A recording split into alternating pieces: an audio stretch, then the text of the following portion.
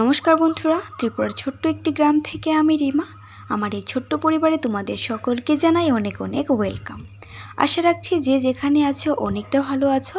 তোমাদের আশীর্বাদে আমি অনেকটা ভালো আছি। ভালো না থাকলেও বন্ধুরা ভালো থাকার চেষ্টা করে যাচ্ছি।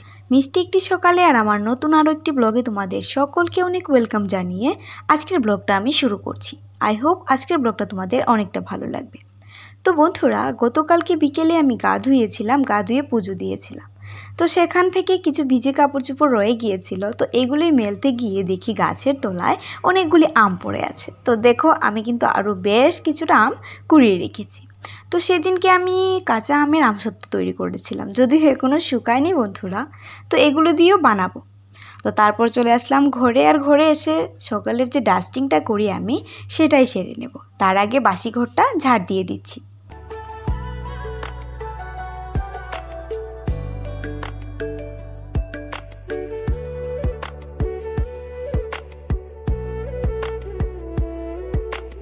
আজ ঘুম থেকে অনেকটা তাড়াতাড়ি উঠে যাই বন্ধুরা, আর উঠেই আমি প্রতিদিন যা যা করি, প্রথমত ঠাকুর প্রণাম করে ইষ্টবৃত্তিটা সেরে নিই, তারপর ফুল তুলি, আর তারপরে বন্ধুরা আজকে ভিজে কাপড়গুলি নিয়ে বেরিয়ে পড়ি।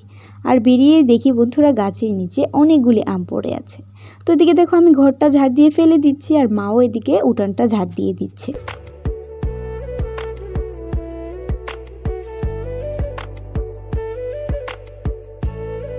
যেহেতু ভাই অনেকটা সকাল সকাল ডিউটিতে যেতে হয় বন্ধুরা, তাই আগে আমাদের টিফিনটাই তৈরি করা হয় আর পরে বাসি কাজগুলি সারা হয়।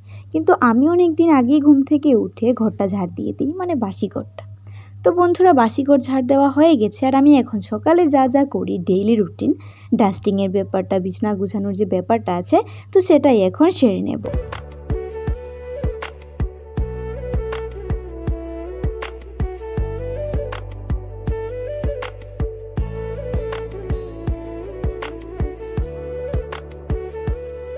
প্রায় ৫-৬ দিন হয়ে গেল বিছানাটা পুরোপুরিভাবে উঠিয়ে পাতা হয় না। তাই বন্ধুরা আজকে সম্পূর্ণ বিছানাটা উঠিয়ে টান টান করে পাতলাম। বিছানাটা যখন টান টান করে পাতানো থাকে বন্ধুরা, ঘরের সৌন্দর্য যেন দ্বিগুণ হয়ে যায়। তো আমার বিছানা গুছানো কমপ্লিট হয়ে গেছে বন্ধুরা। বেশ টান টান করেই পেতে দিলাম। বেশ টান টান করে পাতা হলে বিছানাটা অনেকটা দেখতে সুন্দর লাগে। আর তারপরে আসলাম এখানে, মার কাপড় চোপড় আছে কিছু, আমারও কিছু কাপড় পরে আছে। তো এগুলোই এখন গুছিয়ে রেখে দেবো।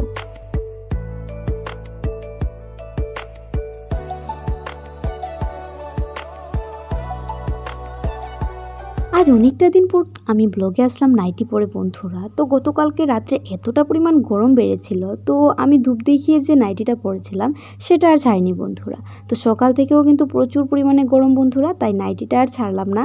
আর নাইটি পরলে আমাকে না অনেকটা রোগা দেখায়, মানে যতটা রোগা তার থেকেও বেশি রোগা দেখায়।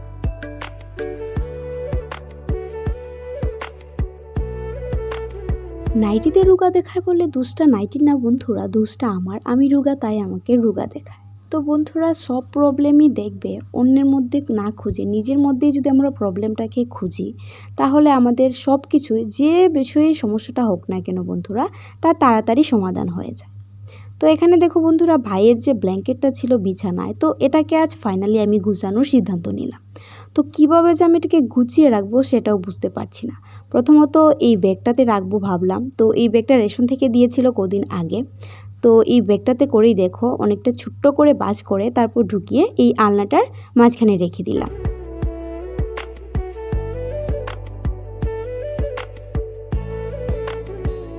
আমাদের বেডরুমটা ভালো করে ক্লিন করে এখন চলে আসলাম ভাইয়ের রুমটাতে। তো ভাইয়ের বেডশিটটা চেঞ্জ করে দিলাম বন্ধুরা, আর বেশ টান টান করে ভাইয়ের বেডশিটটাও পেতে দিলাম। আর এখন চলে আসলাম রান্নাঘরে বন্ধুরা। তো এক্ষুনি আমি রাস্তায় গিয়েছিলাম পুষোদের কাছে। তো আমি যে বাড়িতে টিউশন করাই, ওই বাড়িরই একটা দাদা বলছে যে ওরা নাকি মামার বাড়িতে চলে গেছে, তো আমাকে টিউশন যেতে মানা করেছে। তাই বন্ধুরা মনের মধ্যে অনেকটা আনন্দ হচ্ছে। আর ঘরের কাজগুলি খুব স্পিডের, মানে একদম স্পিড, অনেকটা সতেজতা নিয়ে বন্ধুরা ঘরের কাজগুলিতে হাত দিলাম, যে আজ তো টিউশন নিয়ে একটু ভালো করে কাজগুলি গুছিয়ে করা যাবে।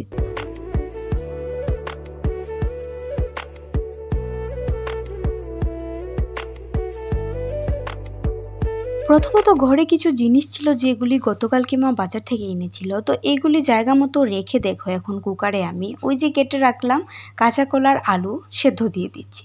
তো ইউটিউব থেকে নতুন একটা রেসিপি শিখলাম, আমাদের বাড়িতে নতুন, হয়তো এটা নতুন না, তো সেটাই তৈরি করার জন্য বন্ধুরা দেখো আমি কুকারে বসিয়ে দিলাম আলু আর কাঁচা কলা, আর তারপর এখানে আমি যা যা লাগবে উপকরণ আমার সেগুলি এখন রেডি করে নিচ্ছি। সমস্ত কিছু হাতের কাজে জোগাড় করে রাখলে বন্ধুরা রান্নাটা কিন্তু বেশ ঝটপট হয়ে যায়। তো এখানে আমি একটা কড়াই নিয়ে নিলাম আর তার মধ্যে দিয়ে দিলাম শুকনা কড়াইতে 2টো কাঁচা লঙ্কা আর 3 কোয়া রসুন। তো এগুলি কেন নাড়ছি বন্ধুরা, তো টেলে নিলাম। তো এখানে কাঁচা কলা আর আলুগুলি সেদ্ধ হয়ে গেছে, এখন নামিয়ে রাখবো একটু ঠান্ডা হওয়ার জন্য। আর তারপরে দেখো এখানে আমি শিলনোড়া ব্যবহার করব। তো কেন ব্যবহার করছি বন্ধুরা সমস্তটাই বলছি।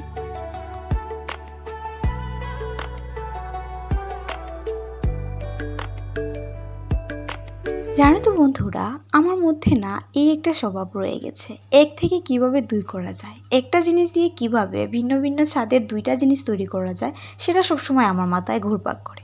তো আজ দেখো কাঁচা কলার দোরমা না কোরমা আমি ভুলে গেছি, তো এটা বানাতে গিয়ে কাঁচা কলার খোসাগুলিকেও না ফেলে কালো জিরে ফোড়ন দিয়ে আর রসুন বেটে বন্ধুরা আমি একটা বাটা তৈরি করে নিই। আর তারপর এখানে দেখো কাঁচা কলার দোরমা কি কোরমা এটা বানানোর জন্য আমি এভাবে করে হাতের মধ্যে করে কাঁচা কলার আলুগুলিকে চালের গুঁড়া আরও মশলা বিভিন্ন মশলা দিয়ে মাখিয়ে এভাবে গোল গোল শেপ দিয়ে দিচ্ছি। তো এটা ফার্স্ট টাইম করছি আজকে বন্ধুরা, জানি না কেমন হবে, টমেটো বাটাও করে রাখলাম। আর এখন দেখো বড়াগুলিকে আমি ভেজে নিচ্ছি।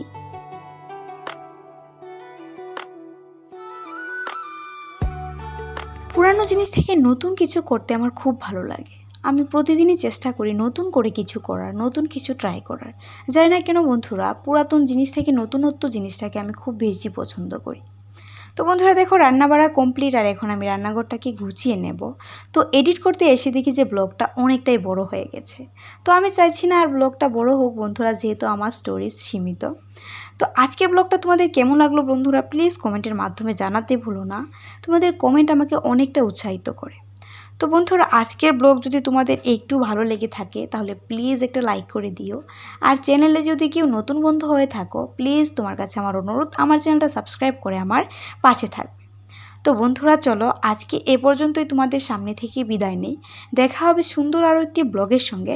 ততক্ষণ ভালো থেকো, সুস্থ থেকো, আর প্লিজ প্লিজ প্লিজ আমার চ্যানেলটার পাশে থেকো। তো চলো বন্ধুরা আজকের মতো এখানেই বিদায় নেই, ভালো থেকো, বাই।